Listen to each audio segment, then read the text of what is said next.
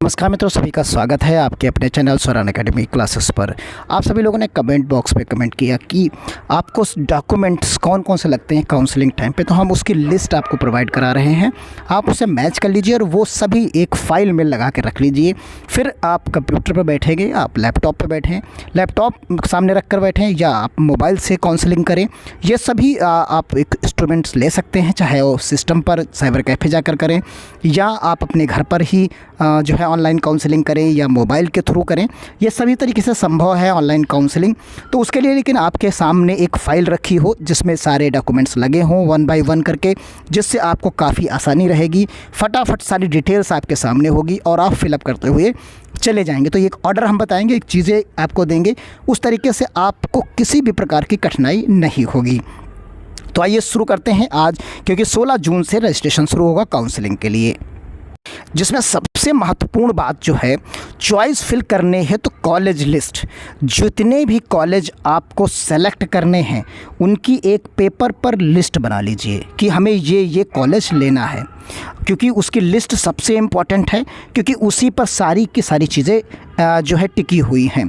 तो एक अभी से एक कार्य करिए, एक कॉलेज लिस्ट जो है बनाइए। जितने भी कॉलेज हैं 250-300 कॉलेज, 350, 200, 72, 73 कॉलेज हैं टोटल, प्राइवेट और गवर्नमेंट मिलाकर। तो हम आपको बता दें कि 23 जो कॉलेज हैं वो गवर्नमेंट के हैं और बाकी जितने करीब 250 कॉलेज के आसपास जो हैं लगभग वो प्राइवेट हैं। तो इनकी आप लिस्ट बना लीजिए, जितने कॉलेज आपको फिल करने हैं कि हमें इन कॉलेज में ही एडमिशन लेना है, इनके अलावा हम नहीं जानते कुछ। तो वो एक लिस्ट आप प्रॉपर वे में बना लीजिए। सबसे इम्पोर्टेंट, एक प्लेन पेपर उठाइए और उस पर लिस्ट क्रम संख्या 1 इस तरीके से बनाइएगा। हम आपको बता दें कि जो सबसे पहले लेना चाहते हैं उसको क्रम संख्या 1 पर रखिए, फिर उसके बाद चाहते हैं वो 2 पर रखिए, 3 पर रखिए, 4 पर रखिए और 5 पे। इस तरीके से आप जो है एक लंबी लिस्ट 6, 7, 8 जितनी भी आप चाहते हैं कॉलेज, 10, 15, 20, 50 सारे, क्योंकि आप सभी उसके लिए बाउंडेशन नहीं होगा, आप कितने भी कॉलेज चॉइस लॉक करें। तो यानी आपको जितनी ज़रूरत है उतने हिसाब से लॉक करिए, क्योंकि यहाँ पर 5000 की एक बात होगी जो गारंटी देनी होगी, वो बहुत इम्पोर्टेंट होगा। तो यानी आप वही कॉलेज सेलेक्ट करिए, उतनी लिस्ट बनाइए, चाहे 2 कॉलेज की बनाइए चाहे 5 की बनाइए, कि अगर आपको लिस्ट में नाम आ जाए, आपको अलॉटमेंट लेटर में वो नाम आ जाए कॉलेज का, तो आपको हिचक नहीं होनी चाहिए उसमें एडमिशन लेने की। तो यानी सारी डिटेल इकट्ठा करके एक लिस्ट बनाइए प्रॉपर वे में। सबसे पहले कॉलेज लिस्ट, उसके बाद ये एक स्क्रीनशॉट रख लीजिए। इसके ऑर्डर में सारे डॉक्यूमेंट्स आप जो है अपने पास रख लीजिए। अब एक एक लिस्ट हम आपको समझा देते हैं। देखिए यहाँ पर जो है आवेदन पत्र जो आपने भरा उसे रखिए, प्रवेश पत्र जो आपको मिला वो रखिए, हाई स्कूल का अंक पत्र और सर्टिफिकेट दोनों एक में होते हैं, कहीं किसी बोर्ड में अलग अलग होते हैं, तो इसलिए हमने दोनों को अलग लिखा है। बाकी आप एक ही में होते हैं, यूपी बोर्ड में एक ही में होता है, तो वो एक ही पेज हो गया। और इसका अंक पत्र और इसका इंटर का भी अंक पत्र और सर्टिफिकेट, इसकी भी सेम चीज़ होती है, एक ही पन्ने पर होते हैं। दोनों के दोनों किसी बोर्ड में अलग अलग होते हैं। फिर जो रिज़ल्ट आपने डाउनलोड किया है वो वाला प्रिंट आउट अपने सामने रखिए। निवास प्रमाण पत्र, जात प्रमाण पत्र, दिव्यांग प्रमाण पत्र जिसके में लागू हैं, तो नहीं लागू हैं तो कोई बात नहीं।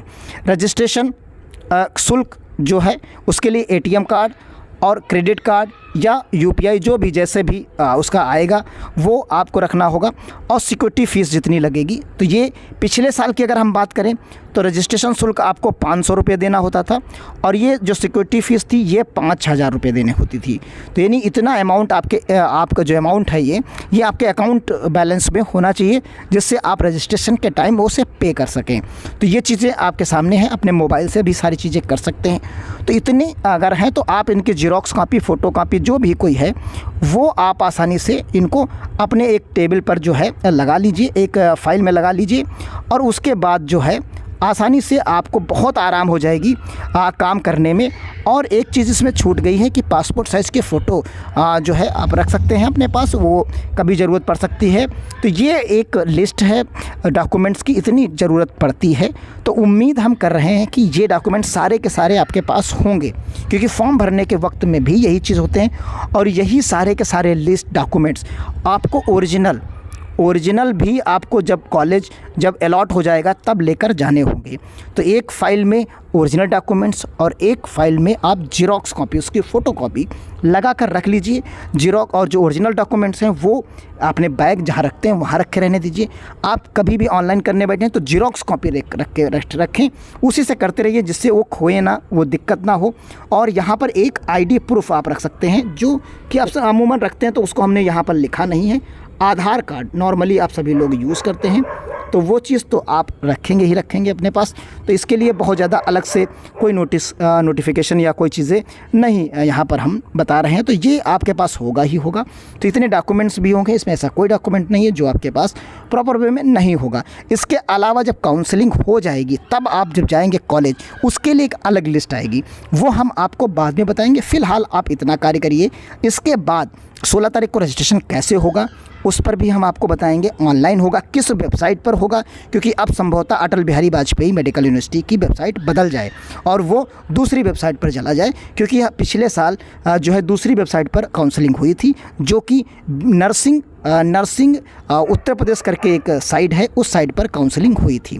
तो उम्मीद करते हैं इस साल भी उसी वेबसाइट पर होगी। तो अगर उस वेबसाइट पर होगी तो हम आपको इन्फॉर्म करेंगे। फ़िलहाल डिटेल्ड गाइडलाइन आने दीजिए, उसको भी हम एक्सप्लेन करेंगे। अगर आप प्रॉपर वे में सारी डिटेल जानना चाहते हैं, पूरे बने रहना चाहते हैं, तो आप चैनल को सब्सक्राइब कर लीजिए, लाइक करिए।